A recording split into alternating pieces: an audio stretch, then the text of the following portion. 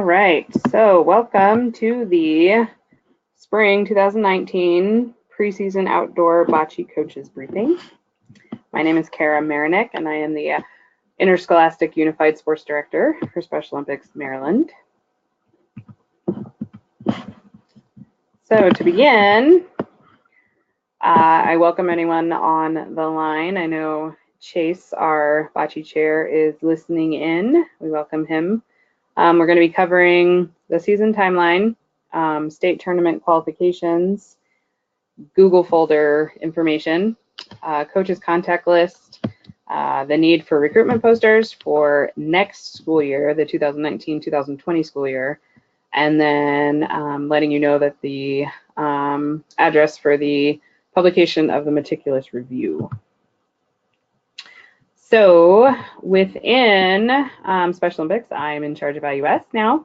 Some of you know that Melissa Kelly was doing IUS events, and this position opened as Melissa Kelly is now in charge of school programming, working on getting IUS into our middle school and elementary schools. So I am your point of contact person for IUS events at the high school level. And like I said, Chase Hunter is our Unified Bocce Chair, and there is his contact information. And then these are our coaches' contacts for Bocce. We have Ryan LRD from Anne Arundel, or our district rep, sorry. Tanisha for Baltimore City. I am Calvert. Katie Schechner is Caroline. Chrissy Webster is Cecil. Dave Morissette is Dorchester. Katie Schechner is also Kent and Queen Anne's. Rocco is for St. Mary's. Dave Morissette is Somerset, as well as Worcester. And then Katie also does Talbot. And then we have Jen Hill for Wycomico. There's all the contact information. Some administrative pieces. So Bocce will be the last event for our 10-year celebratory medals that we hand out at the state qualifying or state culminating event. So we have been celebrating since track of last year. So congratulations for you guys being the last event that we will be celebrating that 10-year anniversary. So our season timeline, Friday, March 1st, which was this last Friday, was the spring practice start date. So you could have started practice today or on Friday if you so chose to. We are looking at Thursday, March 21st as the MPSSAA first eligible play date for spring sports.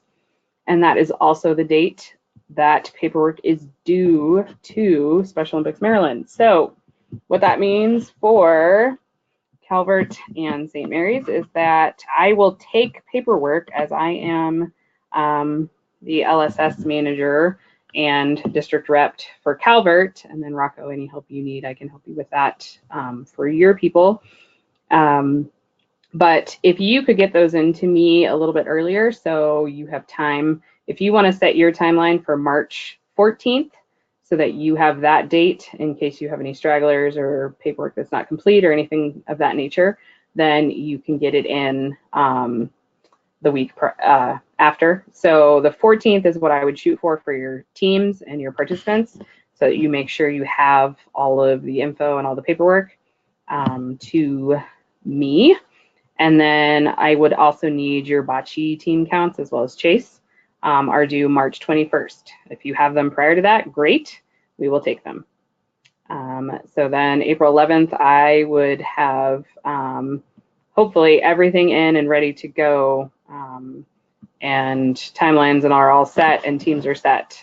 So that's why we need it as soon as possible by March 21st, no later, no exceptions. So please look at doing March 14th as your date, so if in case they're late. So Monday, March 18th, you may do your assessment scores for your kiddos. If this date is not suitable for you, or you need to work with me on when post registrations are due, Tuesday, March 26th is that date. I know some schools have already been in contact with me that they're having throwing actual set dates to get measurements. So just let me know and I will work with you if need be. And then April 8th through April 23rd are Bocce district tournaments. And then Tuesday, April 23rd at 7 p.m. is the pre-competition webinar, and you can register at that GoToWebinar address right there. So please go ahead and put that on your calendars and get ready for that. And then April 30th is the Outdoor Bocce State Championship at Washington College with our inclement weather date of Thursday, May 2nd. So training requirements for state tournament qualifications. Teams will conduct the Interscholastic Unified Sports Season for a minimum of 8 weeks, with teams practicing at least twice a week and participating in 3 or more competitions during the season. If your teams are unable to meet this expectation, then please contact me at cmarinick@somd.org. And then as far as bocce goes, state tournament qualification requirement, teams will compete in 1 of 6 district tournaments, and then gold medalist teams will advance to the state championship. So make sure that you are able to attend your district tournament so that you have the opportunity to advance to our state tournament. So resource guide is available. It's in the Unified Bocce folder, which is at this address right here. You just click on that. It's a live link, and it will take you to the Google folder, and it has the coaches' rules and guide in there. The meticulous review is completed. It's got logos for uniforms if need be, and then any forms that you may need to fill out for yourself and then for your athletes to compete. Okay, so the coaches contact list is also in there. I need to verify who is coaching and from what school. So please, please, please get names to me if I have not been in contact with you or you know of somebody who is helping you coach. I need to get your names into that contact list. So if you want to email me or if you have my cell and you want to text those to me, that's fine too. My cell was on the other previous page. If that's easier, just let me know who is coaching and from what building so I have those correct. You can also get into the coaches folder and do that yourself if you want, but I would also do that for you if you just get me those names. Recruitment posters. So we are looking at next year for 2019-2020. If you know your posters are old, not correct, ripped, torn, missing, etc., please go into the SurveyMonkey and fill out for the entire season for tennis, strength and conditioning, bocce, track and field, any of that you may need. Please get those into that SurveyMonkey so we can get them printed and sent out to you. My goal is to have them sent out at the end of May before school is over. So the meticulous review is done. Like I said, it is in the Unified Sports folder. And then the coaches resource guide is also in there for you to use at your leisure. So make sure you read through that, especially if you are new to coaching outdoor bocce. So when you're looking at your teams and you're doing inventory, please look at your uniforms or equipment, bocce balls, and make sure that you have what you need to adequately suit your team as well as practice. If you do not have what you need, then please contact your athletics director at your school and or your supervisor of athletics to see if there is funding. And if not, then please have them contact me to let me know that you guys are in need of some help to get that done so that your athletes and partners are adequately uniformed and they can compete. So inventory your bocce ball sets and courts. Make sure that you have, again, what you need. There's a link here to get bocce balls if you so choose to purchase them. Again, if you do not have funds to do that, then please let me know, but this is where you can order them, and they meet the requirements of Special Olympics Maryland bocce balls.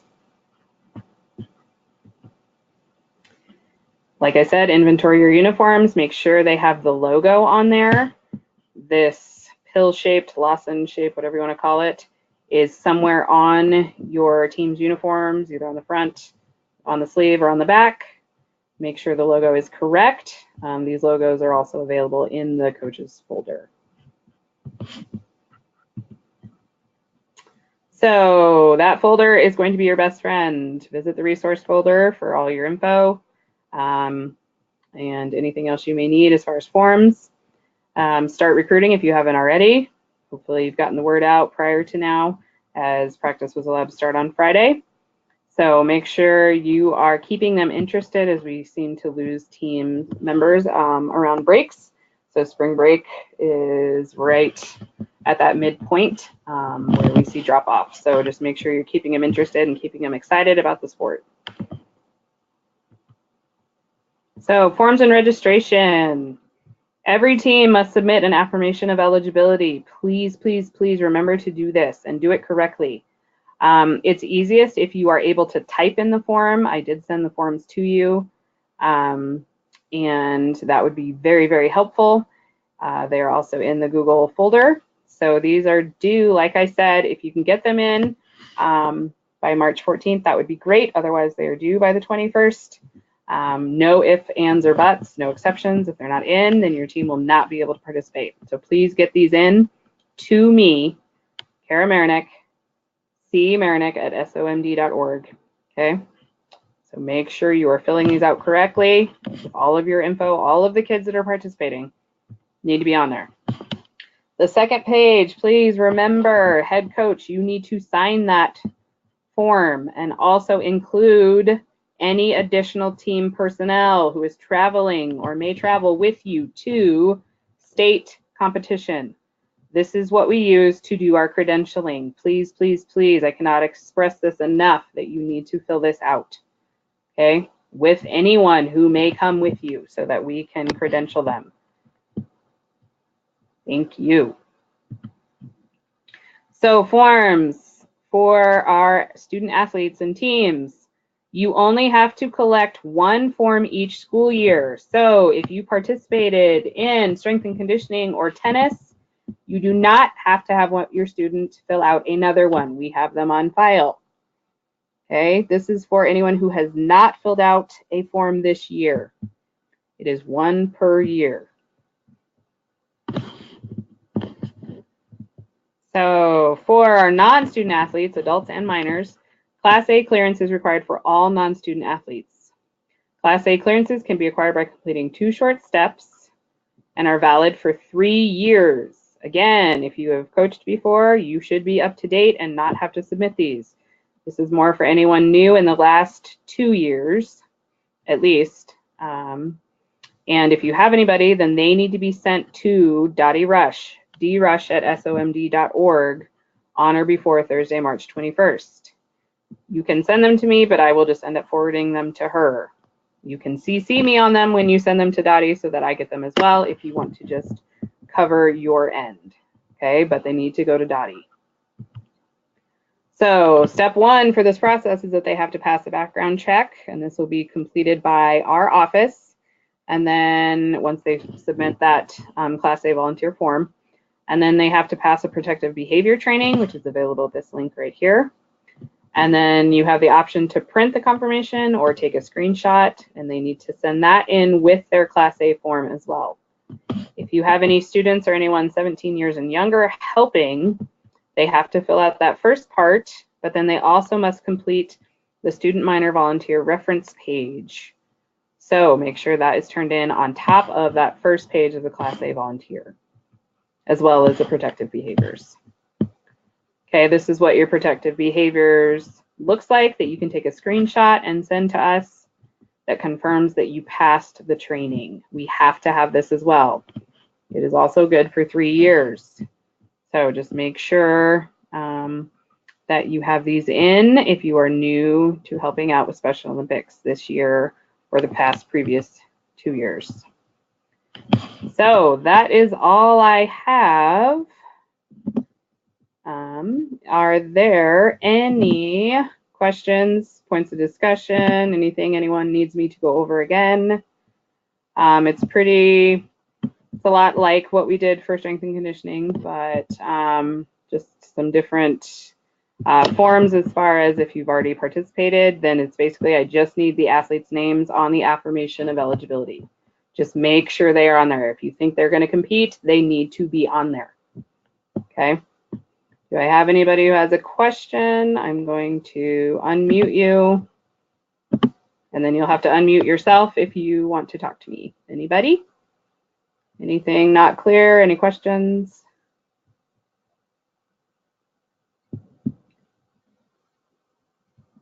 Okay, well, you guys, if you think of anything tonight, then please don't hesitate to give me a call.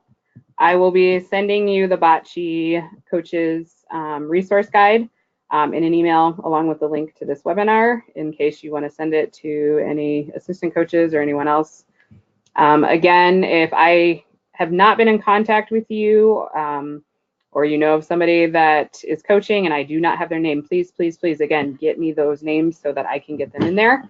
Otherwise, I do not know I'm supposed to be talking to them. So thank you guys for your time. That was quick and easy. Again, if anything comes up and you need to contact me, see Marinek at somd.org. And then my cell is 303-883-1173. Thanks, guys. Have a great night.